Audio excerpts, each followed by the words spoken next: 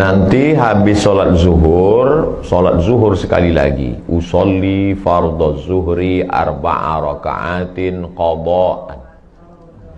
Habis sholat asar sekali lagi. Usolli fardhu asri arba'a raka'atin qada'an. Jangan di masjid, nanti jadi fitnah.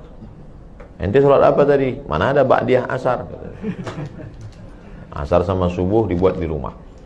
Kalau habis ba'diyah maghrib dibuat, bolehkah sebelum ba'diyah atau ba'diyah? Boleh aja. Berapa mazhab yang mewajibkan qadha ini? 4 mazhab. Hanafi, Maliki, Syafi'i, Hambali. Tapi kata ustadz kami katanya nggak perlu qadha, istighfar aja cukup. Ibnu Taimiyah. Bukan mazhab 4. Ada tuh ustadz. Ustadz, saya baru taubat. Ya, sholat saya yang dulu saya ganti atau gimana? Udah istighfar aja selesai. Ibnu Taimiyah. Ah, saya ikut ini aja Pak Ustadz. Ya nggak apa-apa. Saya kan menyampaikan 4 mazhab. Tapi saya, dalil-dalilnya Pak Ustadz, sahabat saya sudah nulis di internet. Cara nyarinya Pak Ustadz, buka Google, tulis di situ sholat qadha Ustadz Sarwat. Kita tes ya, dapat apa enggak. Buka Google, tulis di situ sholat qadha Ustadz Sarwat. Ustadz Sarwat punya rumah fikih. Sholat qadha Ustadz Sarwat. Nah, di situ dia tulis dalil-dalilnya. Nah, itu ada video, ada bagaimanakah ketentuan tata cara mengqadha sholat, www.rumahfikih.com, Ustadz Ahmad Sarwat LCMA. Sudah dapat tulisannya, share. Berapa lama qadhanya Pak Ustadz? Ya berapa banyak yang tinggal dulu. Saya tidak anjurkan Bapak Ibu sore ini ambil cuti setahun. Sekali sholat saja setiap selesai. Terus saya baru sholat sekitar 10 tahun Pak Ustadz. Terus yang tinggal berapa? 20 tahun. Ya qadha 2019, lunas 2039. Kalau saya tinggal sebelum itu Pak Ustadz, alhamdulillah dianggap lunas. Beda sama puasa. Kalau puasa ibu masih ada ninggal itu digantikan sama anaknya, ahli waris. Man mata, siapa yang mati, wa alaihi siyamun, punya utang puasa, soma'an huwa liyuhu, ahli warisnya melaksanakan. Saya niat puasa besok untuk almarhumah emak saya, ganti. Tapi kalau sholat, enggak. Sholat asal sudah meninggal, lunas. Maka siapa yang mau cepat lunas, wallahu a'lam bishawab. Baik, mohon berkenan satu lagi ada. Oh begitu ya, mau tambah lagi? Subuh juga bisa kan? Subuh. Qadha ini bahkan Nabi pernah mengqadha sholat tahajud. Nabi pernah sholat siang 12 rakaat. Sholat apa itu Rasulullah? Karena tadi malam kan tidak mungkin witir siang. Nabi itu 11 karena tahajudnya 8, witir 3, 11. Maka siang nggak ada witir, jadi 12. Tapi kita nggak. Qobliyah subuh kalau terbangun misalnya jam 5. Sementara sholat subuh sudah dilaksanakan di masjid. Apakah kita yang terlambat bangun langsung sholat subuh? Tidak, tetap qobliyah dulu. Qobliyah dulu, jangan sampai tinggal qobliyah. Rakaat al-fajri 2 rakaat qobliyah subuh khairum minad dunya wa ma fiha, lebih baik daripada dunia dan seisinya. Bagaimana kalau masuk masjid sudah qomat? Qad qamatis shalatu, qad qamatis shalah. Tetap salat subuh, qobliyahnya diqadha setelah salat subuh. Pulang ke rumah qobliyah. Tapi tidak wajib. Yang wajib tadi yang salat 5. Subuh, zuhur, asar, maghrib, isya. Salat subuh, usolli fardhu subhi rak'ataini qadha'an. Qadha'an. Salat itu sebetulnya berapa Pak Ustaz? 3. Yang dilaksanakan cash itu usolli fardhu zuhri arba'a raka'atin adaan. Yang kedua mengganti qadha'an. Ada satu lagi i'adatan, mengganti. Ibu sudah salat zuhur. Selesai salat zuhur, pas mau makan, cuci tangan, tiba-tiba ngelihat ada kulit ikan mas nempel di kulit. Berarti wuduknya tadi batal karena ada kulit yang tidak kena air. Maka sholat zuhur sekali lagi bukan ada, bukan qadha, tapi i'adah, siaran ulangan. Usolli fardhu zuhri. Atau bapak, ketika bapak sudah selesai sholat, istri bapak ngomong, papa, itu tumitnya saya lihat ada cat. Tumit yang kena cat, habis ngecat, maka itu tidak kena air wudhu. Ambil thinner, ambil bensin, bersihkan, wudhu sekali lagi, sholat yang tadi diulang. Kenapa diulang? Karena sholatnya tidak sah akibat wudhunya tidak sempurna. Nama sholatnya i'adah. Jadi sholat ada 3. Adaan, qadaan, i'adah. Wallahu a'lam. I'adah. Ulangan. I'adah. Usolli fardhu subhi, usolli fardhu zuhri 4 raka'atin i'adatan. Baik. I'adah. Dia mau bertanya, silakan. Saya langsung.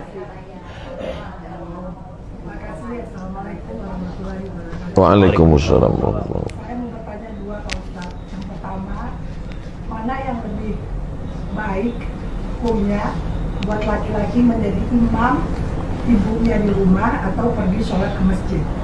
Pertanyaan saya satu itu. Yang kedua, kadang-kadang kita melihat kawan-kawan itu kalau ngambil air wudhu itu tidak sampai ke sikunya, tidak basah sikunya, hanya di sini saja. Apakah kita boleh mengingatkan kepada orang yang seperti itu? Terima kasih. Wassalamualaikum warahmatullahi wabarakatuh. Waalaikumsalam. Ibu ayah kita sudah tua, tidak bisa ke masjid, lalu dia ada di rumah. Bagaimana cara kita berbakti sebagai kepala rumah tangga, suami laki-laki sholat di masjid? Setelah selesai sholat di masjid, pulang ke rumah, sholat sekali lagi. Jadi imam. Bolehkah kita sholat 2 kali? Boleh. Sholat yang pertama itu menggugurkan kewajiban, sholat yang kedua itu mencari fadilah, keutamaan. Mana dalilnya? Ini kan lagi tren nih sekarang. Mana dalilnya? Nabi sholat bersama sahabat di Masjid Nabawi. Setelah selesai sholat, Nabi pulang ke rumah, sahabat itu duduk di masjid. Tak lama datang orang kampung sahabat itu, musafir, mau jumpa Nabi. Lalu orang kampung itu mau sholat dan meminta sahabat itu menjadi imam. Padahal dia sudah sholat sama Nabi. Itulah dalil boleh sholat 2 kali, dan imamnya boleh sholat mencari fadilah, makmumnya sholat menggugurkan kewajiban. Jadi dua-dua dapat. Laki-laki sholat di masjid, laki-laki soleh. Laki-laki yang sholat di rumah, laki-laki solehah. Jangan sampai sholat di rumah. Lalu kemudian kalau nampak orang sikunya tidak kena air, tidak basah, apa kata Nabi? Wailun lil a'qab, celakalah tumit. Hadis sahih, riwayat Abu Hurairah radhiyallahu anhu. Wail neraka, wail celaka, lil a'qab tumit celaka. Rupanya ada orang yang air disiramkan dari atas, tumit tak kena. Nah, jadi disiram kena tumit. Celah-celah jari ini dicelahi pakai kelingking supaya air masuk ke dalam. Siku disapu. Kalau ibu berani berkata begitu, sampaikan wailun lil siku, celaka siku. Tapi kalau nggak berani, ya pelan-pelan lah, celaka siku.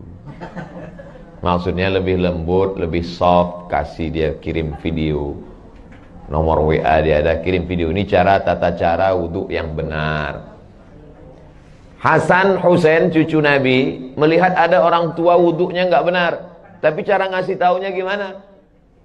Husain nanya Hasan, Hasan gimana wudhu? Hasan pun wudhu di depan Husain. Orang tua ini ngelihat, pas dia ngelihat baru dia sadar, oh rupanya saya salah tadi. Begitu akhlak Hasan dan Husain. Bukan dia tunjuk. Sekarang kan banyak nih anak-anak muda baru ngaji, diceramahi pula lagi, Assalamualaikum. Tentu orang itu tersinggung. Mungkin niatnya baik, tapi caranya tidak santun. Nah, jadi ibu wajib mengingatkan dia. Bayangkan, sholatnya nggak sah seumur hidup.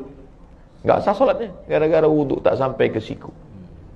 Sampai dalam Quran itu disebut, wa aidiakum ilal marafiq, tangan kamu sampai siku. Wah, itu sejelas itu dalam Quran. Wallahu a'lam. Baik, mungkin ini pertanyaan terakhir ya. Ada pertanyaan Ustaz, bagaimana ciri-ciri Allah terima taubat seorang pendosa?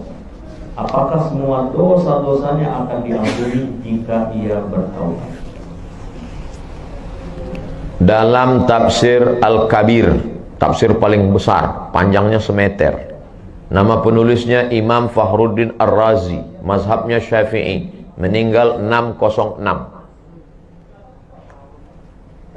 100 tahun setelah Imam Ghazali. Ghazali 505, Razi 606. Saya ingat itu aja karena mirip-mirip. Allah tidak beritahu siapa yang dapat haji mabrur. Allah tidak beritahu siapa yang dapat taubat nasuha. Allah tidak beritahu siapa yang dapat salat wusta. Allah tidak beritahu siapa yang dapat malam Lailatul Qadar. Tengok dalam tafsir surah Al-Qadar, juz 30. Kenapa Allah tidak kasih tahu? Bayangkan kalau udah tahu. Mungkin pengajian nggak ada lagi. Pak, Bapak nggak ngaji? Udah dapat kemarin.